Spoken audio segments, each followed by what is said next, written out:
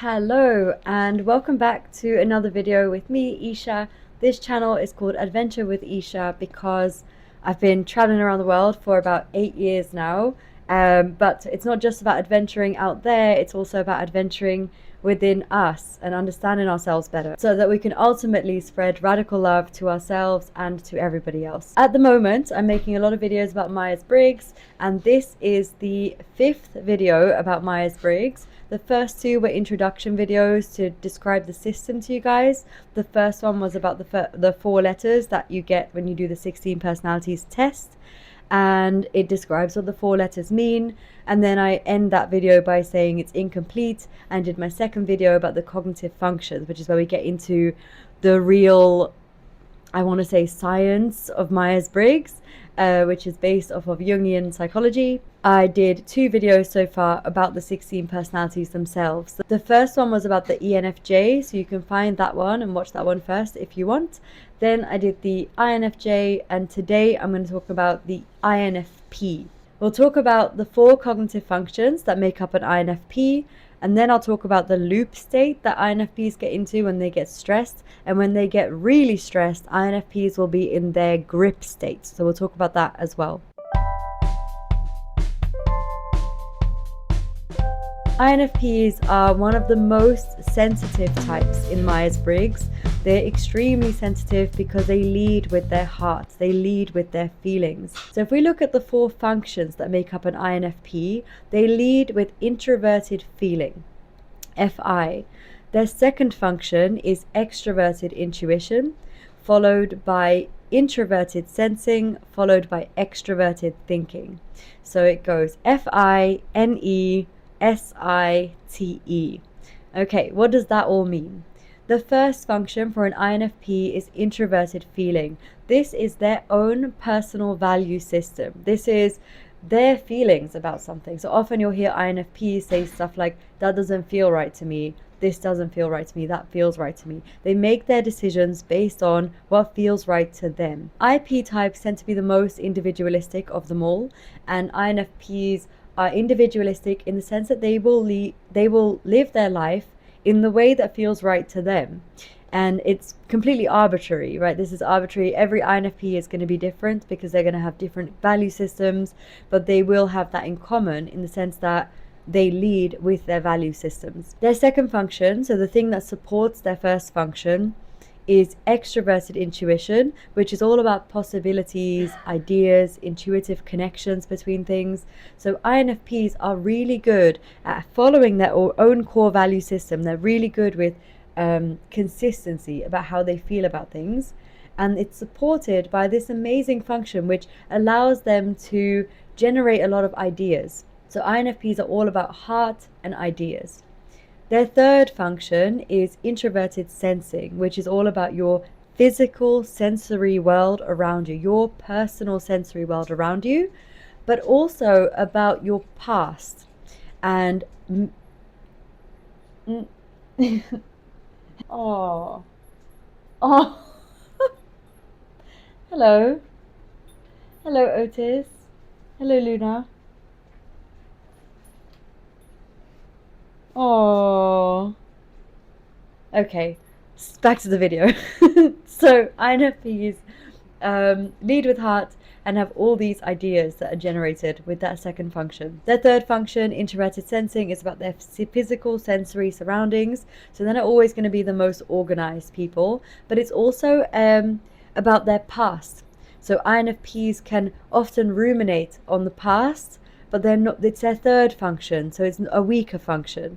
So it usually can be a bit of a negative experience for them. Their fourth function, the thing that is their Achilles heel, the thing that the INFPs struggle with a lot. Oh.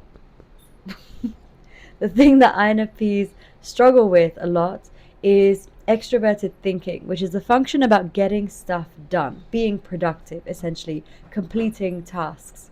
And so INFPs might struggle to get stuff done. They have all these ideas and they feel so deeply, they care so deeply, but getting things done that is in line with their values, that's a real sticking point for INFPs. So those are the 4 functions for an INFP.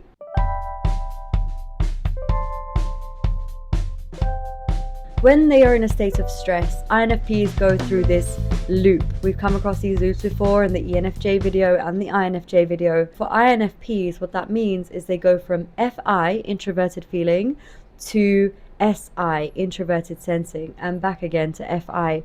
So what that looks like is they get very stuck in their feelings, and then they go to SI, which is about the past and their sensory surroundings, and so they become very nostalgic. They ruminate about the past a lot and they feel very deeply about it, and it can almost be a kind of depressing cycle of thinking about the things they care about, their own feelings about something, nostalgia, the past, and they keep going round and round and round in this loop, and they kind of isolate themselves. They are in this state of self-doubt.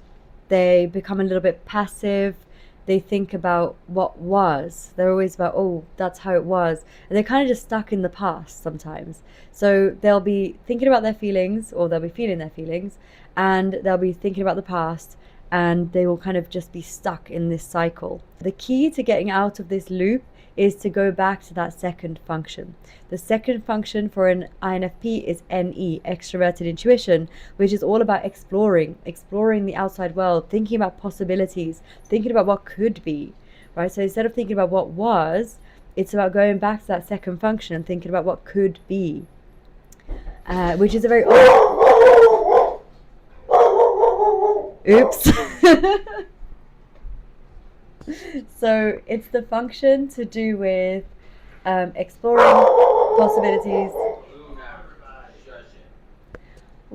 I am in dog heaven, you guys, not gonna lie. I'm in absolute dog heaven right now. I'm in Atlanta staying with a friend who dog sits a lot. So there's a lot of dogs here, and I'm in good company every day. I'm gonna have to pick this up in a second, guys.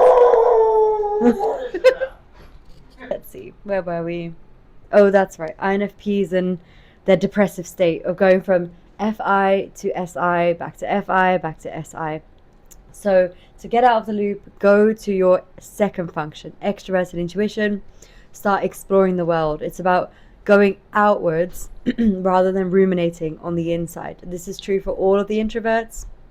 And for the extroverts, it's the opposite, right? For all of the E-types, it's about going back to yourself. You'll see this pattern as we go through these videos. You'll see a pattern emerging here. When INFPs are pushed to their limit, where they are extremely overwhelmed and extremely stressed out, they will be stuck in their grip state. And for an INFP, this looks like being stuck in the fourth function, which for them is extroverted thinking. This is the function, as I said before, this is the function they don't use as readily, which is completing tasks, getting stuff done. It's the most productive function. And INFPs struggle with that. I say this all the time, but this is not supposed to limit you. Just because INFPs have this as their fourth function doesn't mean they can't be productive and complete tasks. It just means that their natural inclination is for exploration and feeling their feelings rather than completing the tasks. But with some conscious effort, any personality type can do any of the things, right? In grip state though, what they do is use the fourth function but in an unhealthy way.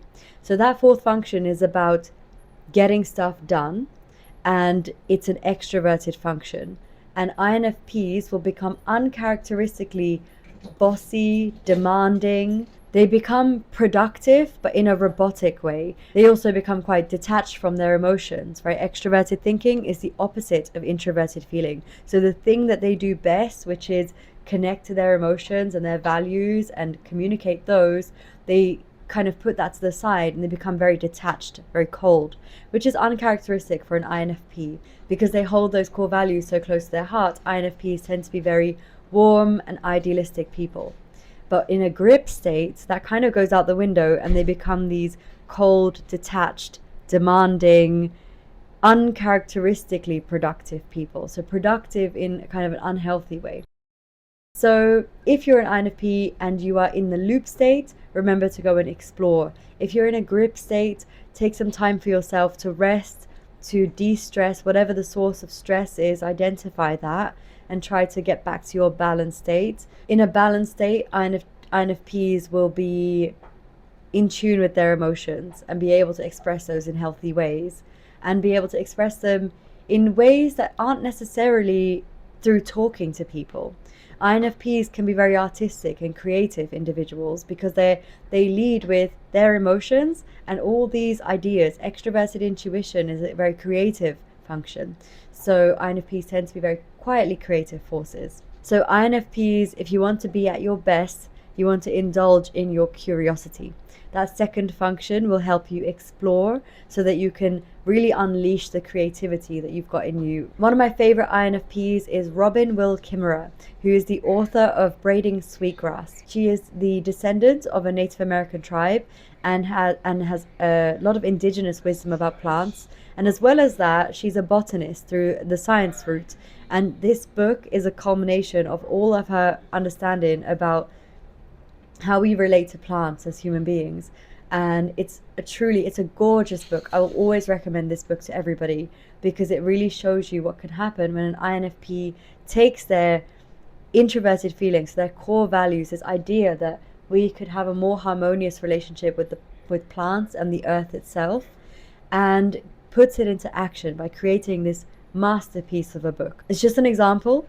But it's the stereotype of an INFP is somebody who's got this amazing book idea and then doesn't create it because they're stuck in this loop of reflecting and rumination and feeling about it. And we want the INFPs of the world to start doing something about their feelings because they can create such magical masterpieces when they put their mind to it. So to all the INFPs out there, I see you. Your sensitivity is your superpower.